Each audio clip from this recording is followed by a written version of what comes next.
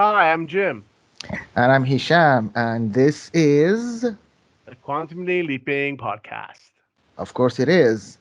And as we promised you, we're going to tackle a very, very, very important topic today.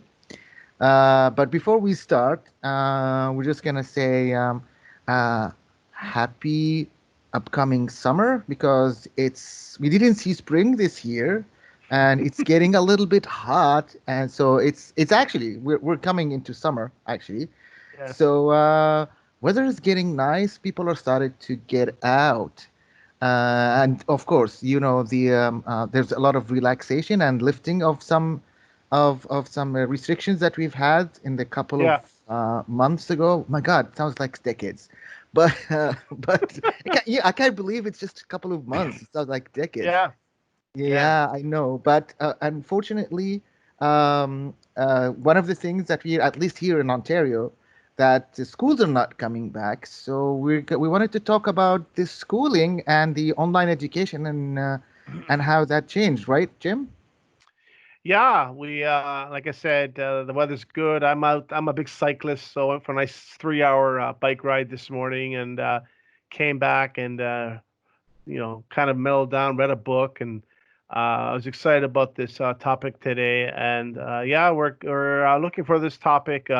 Schools have been out, uh, like out as in physical since March, and they're going through a transition, we'll call it. So we're gonna kind of discuss that right now, and we've pushed some topics down and inserted this topic for today. So throw it back to you. Yeah. Yeah, and the thing is that we've heard the minister of education saying that there might not be school even back in fall, which Hmm. is why it is important to talk about this right now. Right now, I think they're gonna close for summer, right? Very soon, the whole education. I know that they're closed physically, but they're gonna stop the education process in summer, and in fall it might not come back. So it's becoming really Well, a I stressful. did. Hey, yeah, Mhm. I did hear a couple of days ago they're looking at perhaps doing some sort of a hybrid for the summer. I heard Yeah. because some of the students there was reasons they didn't get into the weeds regarding it. So there was discussion over that, but I didn't hear any specifics. But there was discussion potentially doing some of the summer. So Yeah, I know. There's a lot of talks here and there, but I mean, the uncertainty is something that marked this whole era. I mean, this whole year, let's just say, but specifically the hmm COVID-19 era is uncertainty is something that is really annoying, and it's the marker of this year, I believe, and this era. So let's dive into our first topic, which is. We're going to concentrate today on the education and schooling. We're going to talk about high education in a different episode, but today we're going to talk about schooling because this is very important. I mean, these years of you of people being little kids and and learning this is a very important era of everybody's life. So schooling is very important, and we know for a long time that our schooling education needs a lot of fixing. I mean, to say the least. It's been old. There's no a lot of improvement, and the schooling system is really, really closed down on lockdown. And I know that they wanted to protect with all the things that's happening to kids nowadays. They want to do protect, but I think sometimes it's overprotecting, and sometimes it's like really overdoing these things. And one of the things is that which is going to be one of the topics I'm going to talk about is that it was not the idea of online schooling was not there. Like it was very rejected for that matter. So let's first dive into what's online schooling and how it could be utilized with some learning. I just want to say, as someone who have done a lot of, I myself have done a lot of educational online educational solutions for institutions, universities and all, and online, and sometimes for schools. uh, the online learning education is not going to replace the class system, the class learning, because a lot of people are seeing it like this, but it's not. But it's going to be help. It's going to be like an option. Like you can take these classes online, or you can take them in class. Some of the classes has to be in-person classes, like when you if you have labs or if you have Hmm. something that experiments. Summer education, like you just said, the summer camps and all these are like extra activities. They're schooling activities, but like extra learning activities. It cannot be done in an online. So it's not about replacing that system with this. It's about utilizing it, and it's about also giving options. So if you as a student cannot come to the school today because you kind of like not feeling well, or your parent doesn't feel well, or you want to stay with someone or something, you can still be you can still take these lessons online. You can still keep up. Or some students get really sick for like months sometimes, and they have to stay away from the school, but they can learn. They can still learn. They can still use computers, right? So some of them like lose a whole semester or a whole year because of something that had like they broke a leg or something, or they have to stay in bed. uh, I don't think it's fair now with all the technology is that we have right now, is that those kinds of students would lose the whole semester or a whole year. Well, they can do it because of the technology. And I know that you also have an experience with teaching, Hmm. and you were one of the people who were pushing also for an online education. So Hmm. I want also leave you to talk a little bit about your personal experience in that.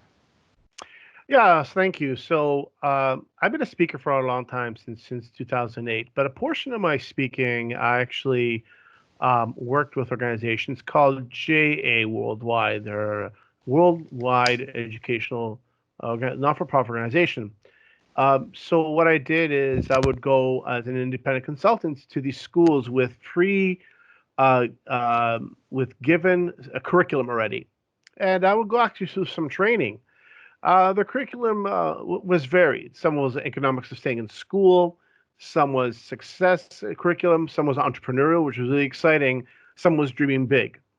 Now, it was one day. So, but I really got hooked. I really enjoyed it. Got me out of work. It got me out of work.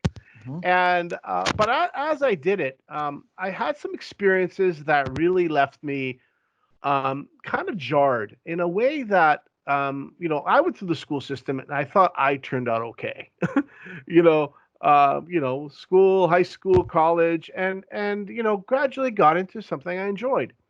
But as I went through the school, a lot of things happened. So one of the key things that one thing is the curriculum had evolved. It wasn't very good in the beginning. It got better. Now, so this is my example, ladies and gentlemen. But again, it's not indicative of what's happening. But I did reach out to some of the students, and I'll share here in a few minutes what they told me. So the curriculum I was teaching was very basic curriculum, budgeting and courses of that.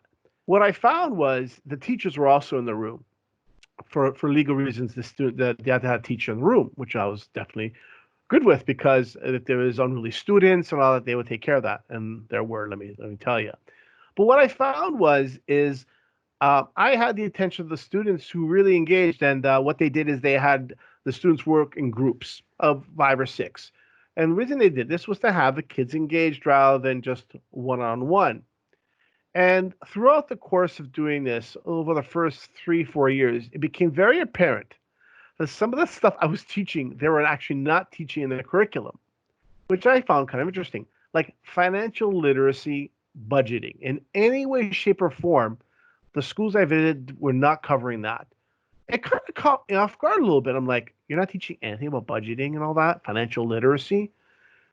Not really. Um, and I thought, wow, so when was it going to be taught? Like, and are they relying for the high school to teach it or university to teach it?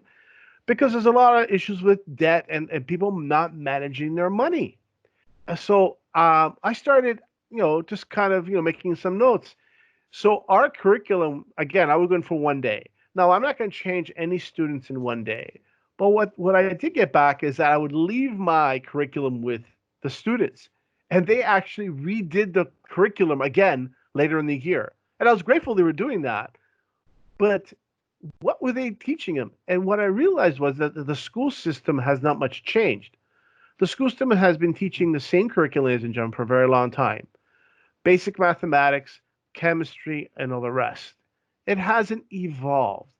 Now, I have many teachers actually living on my street, and I had a community of teachers that I hung around with, that I went out with to various events.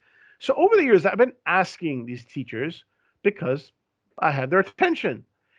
And interesting, the reactions I got were kind of shocking. They said that the curriculum was not being improved. The curriculum was very stagnant, meaning it was the same stuff. There was no increase. So the students weren't really prepared for the next level, saying if they went through grade six, 7 and 8, and then they would go to high school, they weren't as prepared as I thought they would to get to that next level. Now you think, okay, well, they're going to learn it. Well, how about if they didn't learn it? What happens? And this is where this online now, and I've taken online courses many, many years. And I found it very interesting. Now, I took a course in email marketing. I took it online, and then I took it in person. And let me tell you what a difference it was in person. Why? Because I can interact with the teacher. I can interact with the students. It was a much different experience than doing it online. Now, just one little example, but again, can you imagine doing courses like this? And yes, there's, like Hisham said, there's certain courses where you have to go and to do in lab, in class work, and if you can't do that, you can't just use a brush and put it across the board. So for this podcast, we're going to kind of sort of peeling the onion here over the next 30 minutes and kind of going that. But um, now online school is a real thing, but there's challenges. I've been reading many, many articles here over the past 6 weeks on how it's been challenging. We'll talk a little later on about this, but again, it's not the complete answer. I am telling you from reading and speaking to some teachers who are in my neighborhood here, it's not the answer. So I'll throw it back to you, Hisham. Yeah, and again, like you said, one of the things is like uh, what you have said, like there is no courses on financial literacy and everything, and we're seeing a lot of parents, a lot of people are saying Hmm. like our kids are not learning something something beneficial for their as a life skill. They're not Yeah, learning. yeah, Yeah, okay. School is also teaching science and math and all, but yes. also there are a lot of things that have changed in this couple of decades, and there are other needs for our students to learn in the schools. And parents are feeling, I'm seeing that I that they are frustrated of seeing their Hmm. kids Oh not yeah, gaining the things that they're expecting, yes. which is going to lead us to the next topic, is that the benefits and challenges of Hmm. online schooling. And as you said your neighborhood is full of teachers. I have a family of Yes. teachers. My mother was a teacher. A couple of my aunts and uncles are teachers. Yeah, So I come from an yeah, educational family. I have done a yeah, lot of teaching as well. You know that. I do a lot of teaching here and there, yeah, courses a lot. yeah, And I know schooling, I mean, like primary schooling might be a little bit different, but teaching is the same concept. You have to get yeah. engaged with people, and Hmm. you have to know your students or your audience to give them the best quality of your Hmm. teaching. It doesn't matter what type of a teaching. Now, I I agree. know that teachers nowadays think they know the kids, but it's changing. It is too much changing that you cannot keep up with what your students know.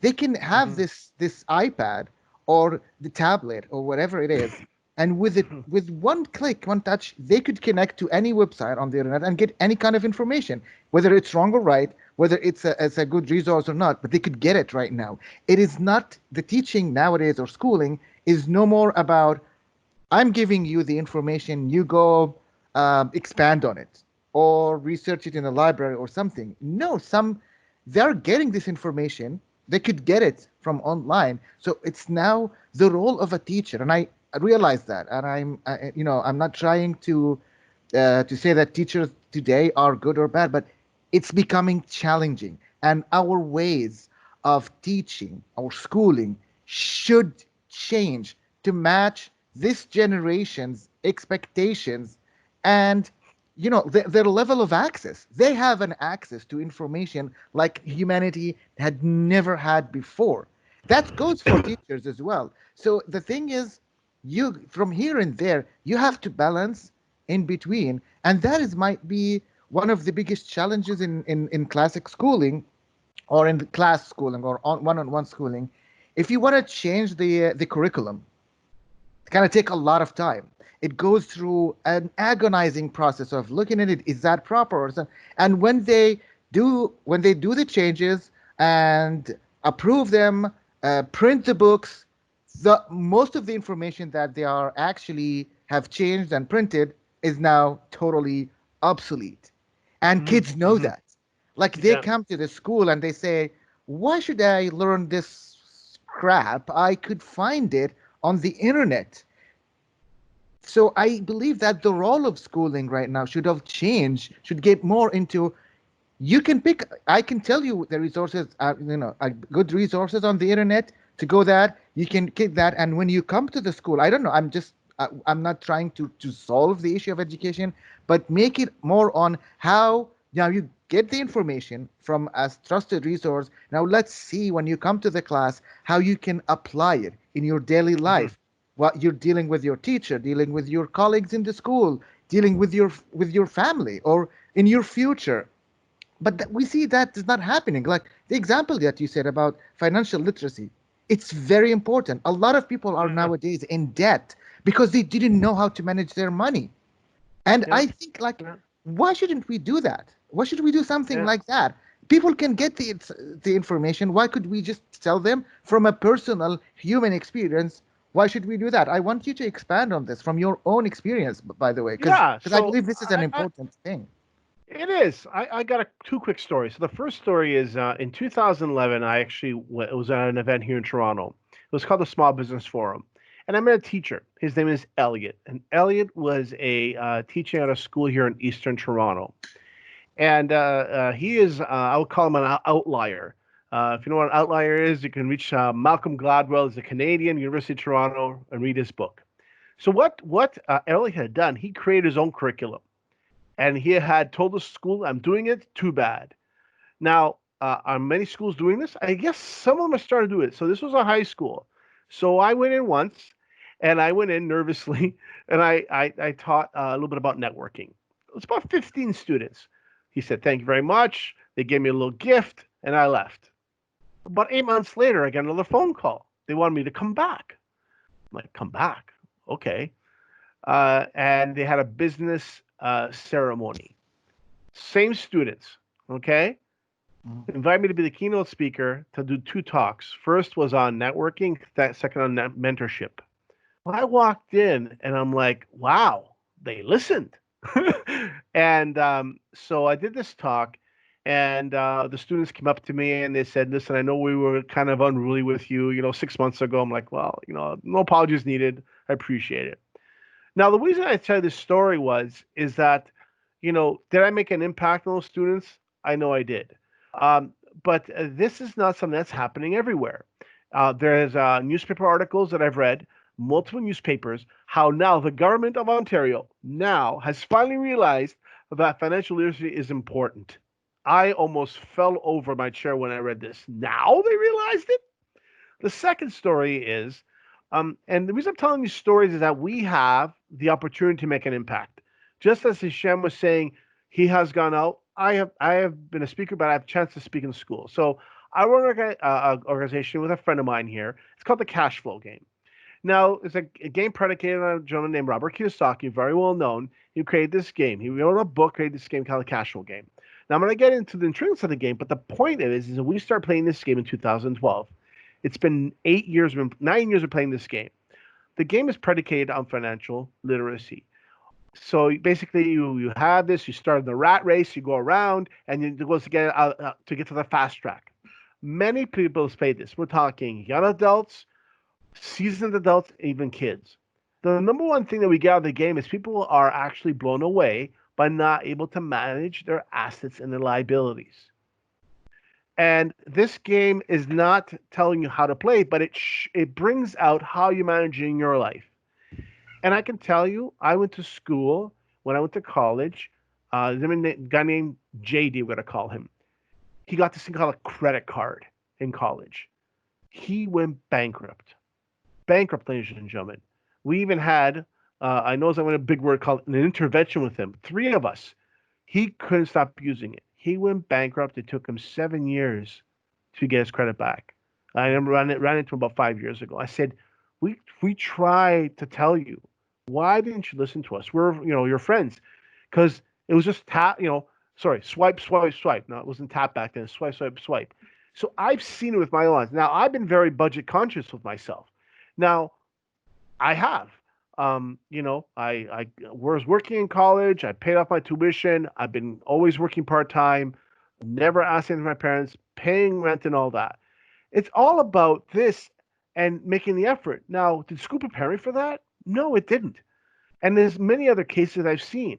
So the personal ownership is important.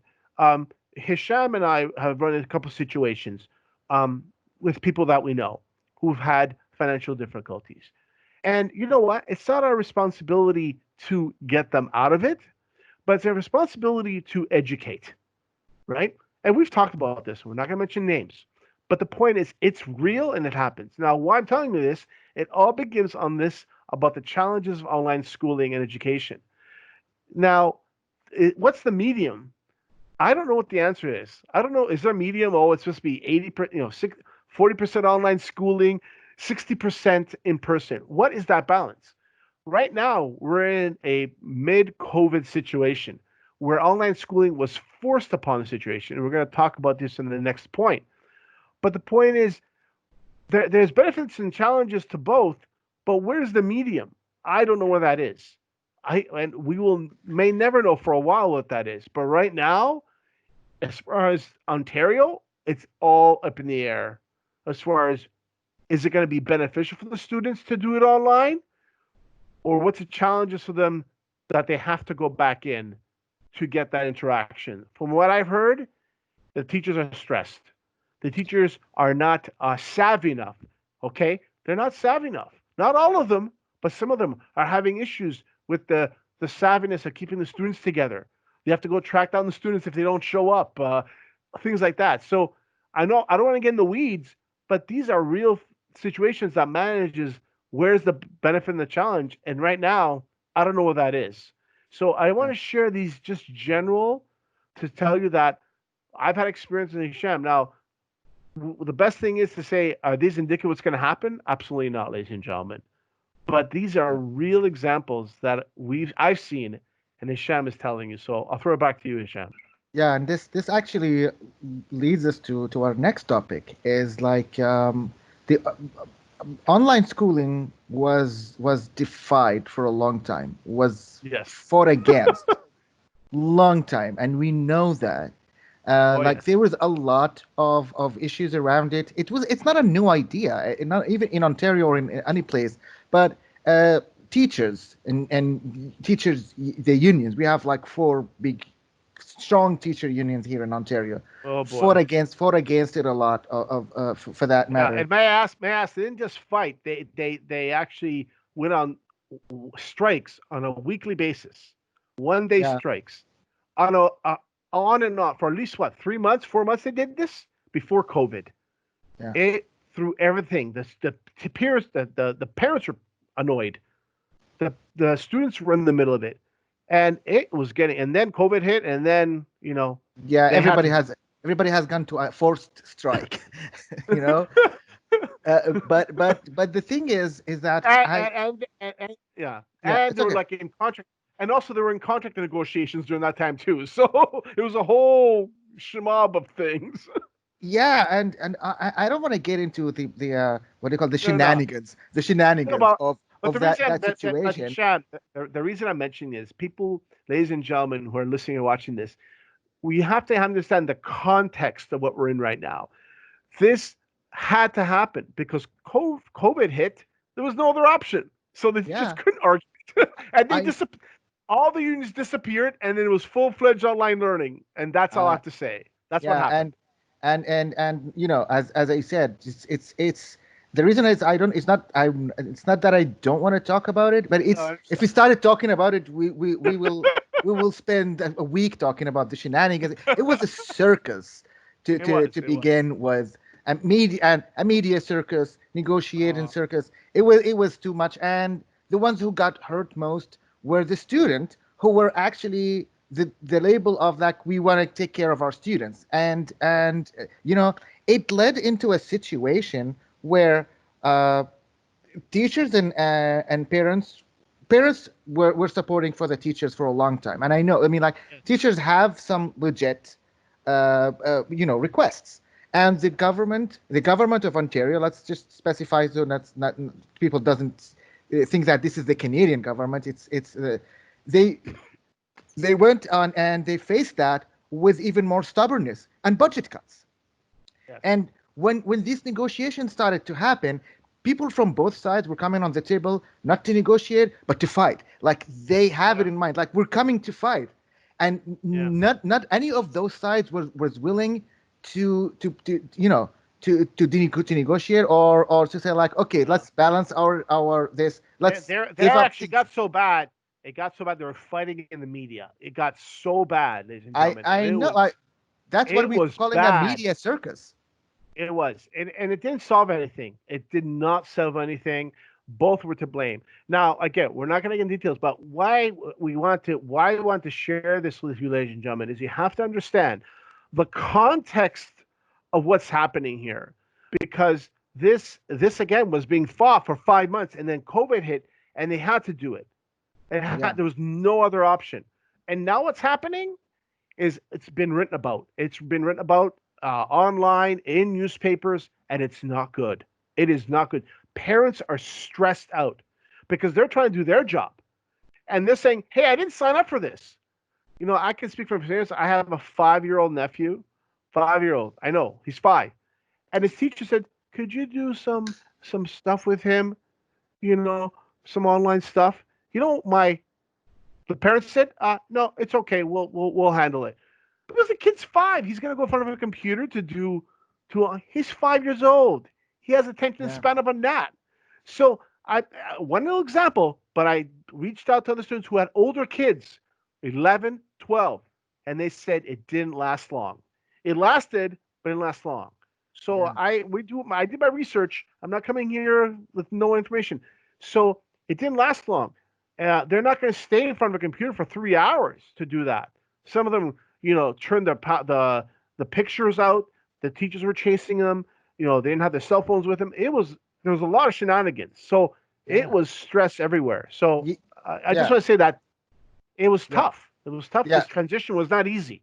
Yeah, and you should hear one of my friends works also with kids who came in, like, immigrants, new immigrants. Some of Yeah, them were coming here from asylum from other countries like Syria, yeah, and some of them from Africa and Sri Lanka. And those yeah, didn't even some of them didn't even speak English, or some of them just speaks yeah, English in a way that they can just deal.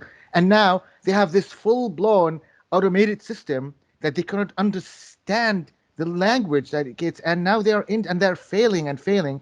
you know the thing about it is that when they were at school, they were dealing with the teachers, and they couldn't understand what is happening. But now they're dealing with that system, and they're failing because there's no interaction. And yeah, the thing is, because nothing of that was ready, if we didn't defy that, if we started things gradually before COVID-19 happened, and the transition happened through the years and years of people trying to talk the getting into the online schooling gradually, that wouldn't have happened. Not to yeah, anybody. It should be a normal thing to all yeah, students. Not to talk yeah. about, and I know I get really passionate, and when I talk It's about that, fun. is the equal of access. Yeah, I learned a couple of years ago that there are still areas in yeah, Canada that are still on yes, dial-up. They don't even have, and okay, maybe I don't know if they are on dial-up right now, but at least, what I'm sure about is even here in my city, in Mississauga, which is a major city, it's in the Greater Toronto area. There are some people who doesn't have fiber internet, like the Yeah. high-speed internet. They don't have it, and this is a freaking major city, you know. Yeah. And like their parents Yeah. are trying to let their kids access. Some of them even doesn't have laptops. The government has Yeah. done a great job, I have to say that, in providing laptops for those Yeah. who doesn't have. We have Sure. to admit to that, tablets, laptops, and a lot. But Yes. Yes. what's a laptop if you cannot afford a high-speed internet? And there Yeah. are areas that have high-speed internet, but the parents are so, they're that they don't have that high income that they can afford that thing for their kids. Yeah. Now I know Yeah. that some I can. some companies I like can. Bill and Rogers, just a second, because I want to Okay. just give it to some companies as well who tried, Yeah. who gave higher access even on lower plans, and they give Yeah. unlimited internet access for people to. So all, but see this, all of those, I mean, like those corporations didn't have to do that. They just did it because they wanted to help. But if we didn't have a system for that, because we never had that thing in mind that we should gradually go online, and that depends, that will actually comes with a lot of things like equal of access, giving cheaper internet, and it didn't happen. And when that did happen because of this long defiance, the transition that happened suddenly, there's no transition actually, the sudden change that happened, COVID-19, costed a lot of people too much. See, people are, students are failing while they were doing Yeah. very well, and it's a mess. So I'll just let you uh, No, give. I sorry, Yeah. I didn't mean to interrupt you earlier, Hisham. What I wanted to say is that when I traveled across Toronto for the JA, and I actually worked with an organization, I saw the disparities. Hisham, I told Hisham this in a phone call a few days ago. Some schools in east northwestern outside of Toronto, okay, Caledon, state of the art, okay, PowerPoints. You plug it in, you're ready to go. I was like, what am I, Star Trek? You know, other schools, I would go in, I couldn't even get through the front door. I had to buzz in. They had Apple laptop. They had Apple computers from the 2000s that they had in their room. I was like, wow, where it was, and different parts of the city. So when COVID hit, the government went out and gave laptops because there was disparities as far as technology around the Yeah. schools. I saw it not just recently. I saw it 3 years ago, and they Yeah. didn't have the money. They would do special events. This they got so bad. I was asked this, the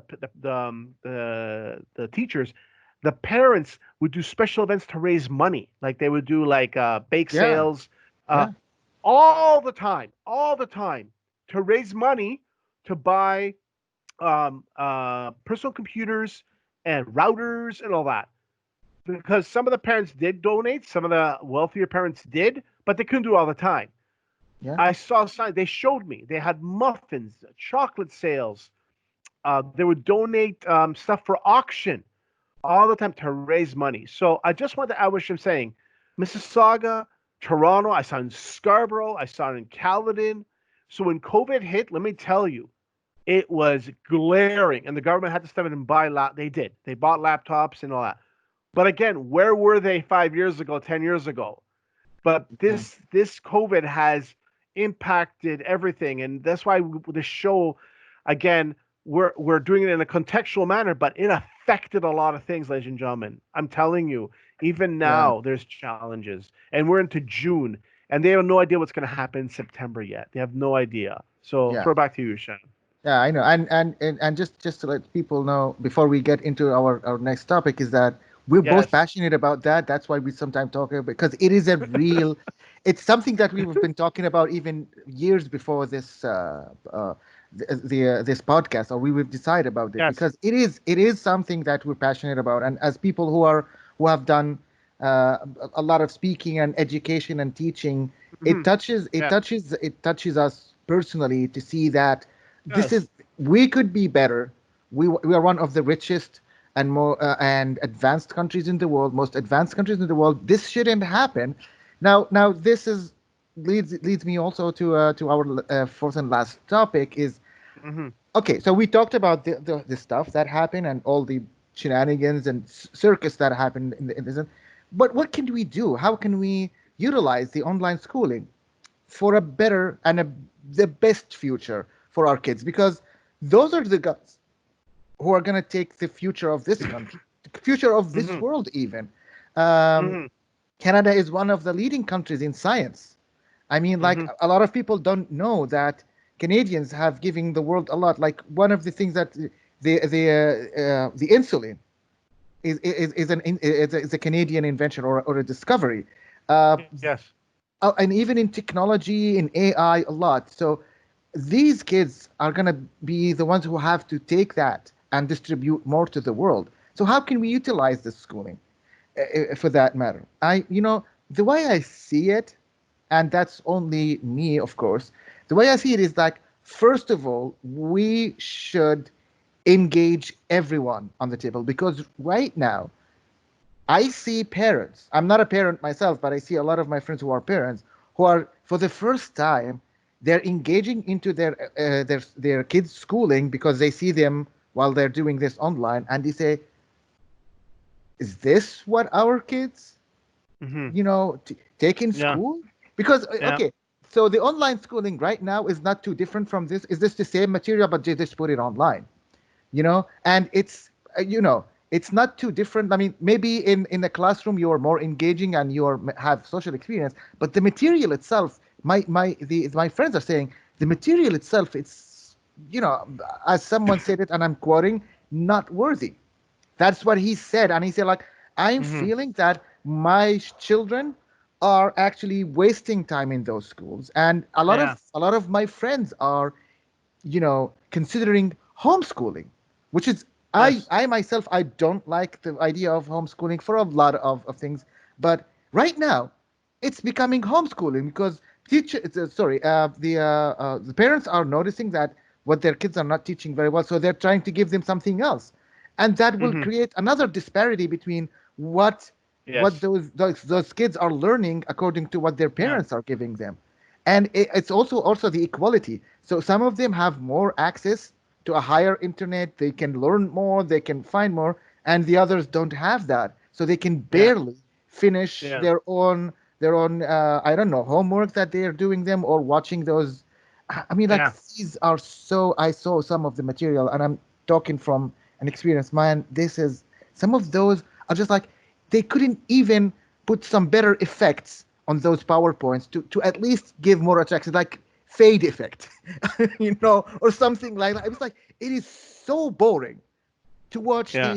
these Yeah. curriculum online, and I'm saying, like, what the hell?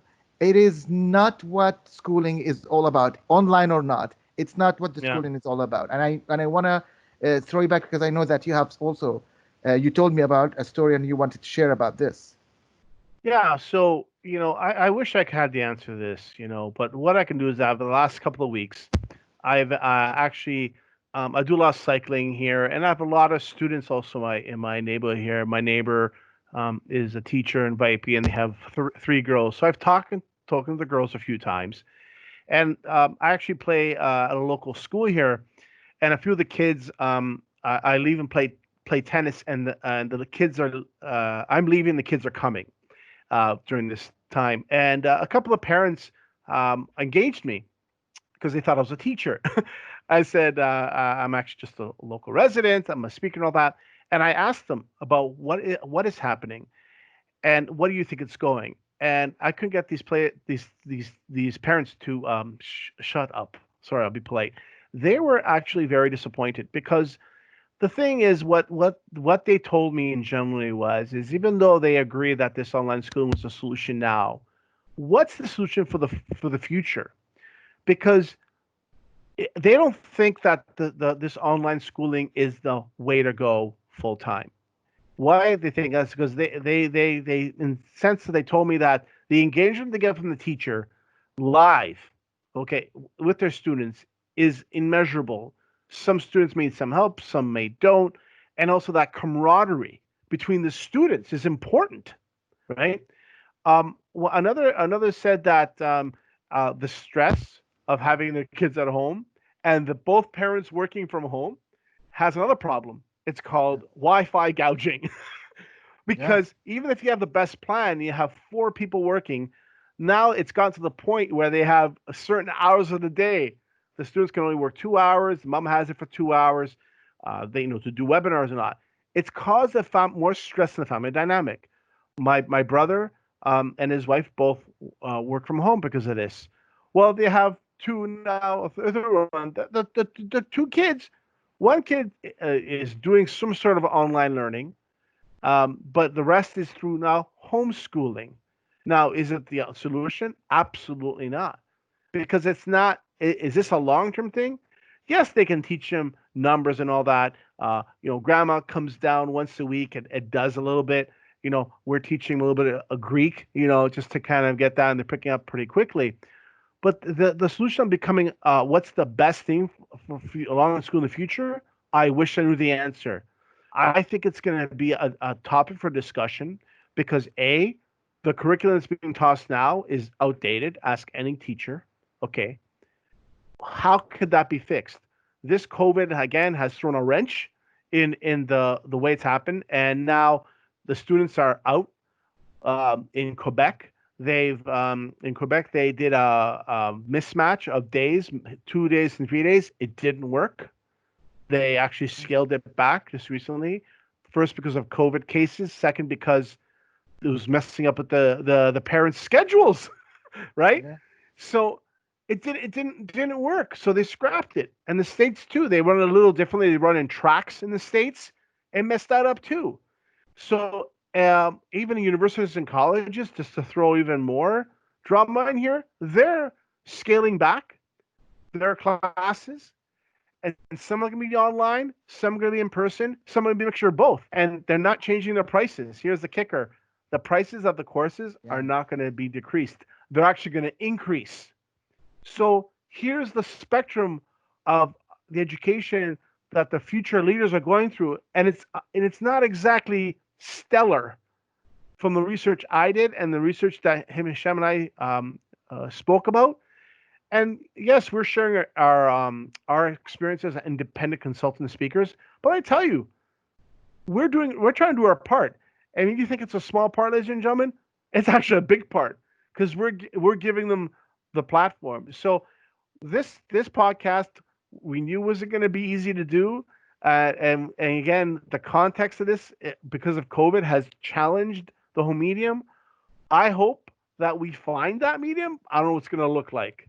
So Yeah. thank you for listening to me, and I'll throw it back to you for the last words there, Hisham. Yeah, but that's just to, to talk a little bit about the last word in this topic is that, of course, we cannot know the future, but I think the way for us for a better utilizing is like now we have an experience, whether it's good or bad, it has its Mm-hmm. own perks. Everybody should come into the table, and this now not to fight, but this to solve, to talk, Mm-hmm. and be Mm-hmm. civilized about it. The media circus that we've had for the past few months was way too enough and way too embarrassing, even for other provinces to watch or even other countries to watch. We don't want to have that. We want to be creative. Like what I've heard from Mm-hmm. my family in Jordan, for example, is that within this, and they've done wrapped that very quickly because also in Jordan, there's also some unequal access for the internet. Some rural areas they don't get a lot of internet, and some of them are very poor. So what they have done is like they have done TV lessons, so you can watch TV. There are teachers who come on TV and they give you, and TV is like all of those TV channels are like for free, so they don't have even to pay for those. They are governmental TV, this Mm-hmm. TV that the governmental TV channels, and Mm-hmm. they give lessons in specific times of the day. Some of them have opened a specific educational channel. It's like a Okay. school. It is like a school. So the teachers Okay. are come in every hour. Some of them give maths for this class. Some of them giving this and this one, Okay. and that was so creative. I mean, whether it was I efficient or like how you not, talk we're about not. this. Yeah, whether it's efficient or not. I mean, like, but they wanted to find a solution for those, and it was very quickly done because they've done it within, Mm-hmm.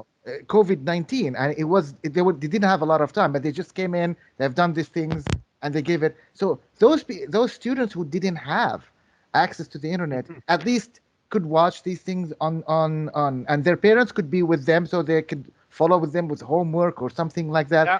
Most Yeah. importantly, no Wi-Fi gouging, right? It's you can watch the TV. So if even Yes.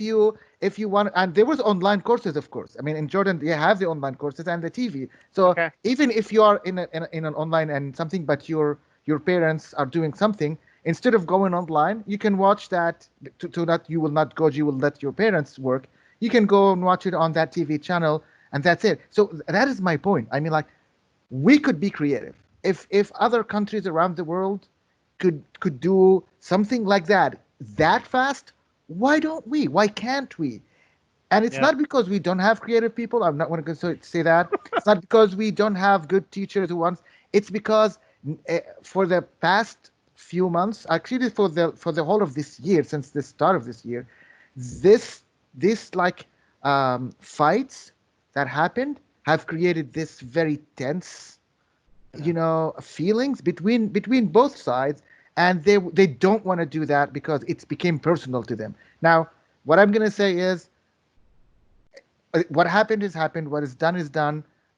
Post COVID-19, let's sit together and find the best solutions for our kids, for our students, because this is the way to go. They are our future, and if we want to do better, we have to think about the future of their education, not how we feel or what has been said. What you said to me, he said, she said, whatever. We don't want to have that. Let's be more civilized and let's be creative. You know.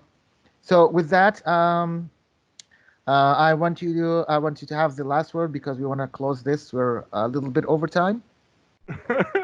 Yeah. So the other thing with that is that we discussed a lot. We got a little passionate here, but I just want to say something that Hisham just mentioned.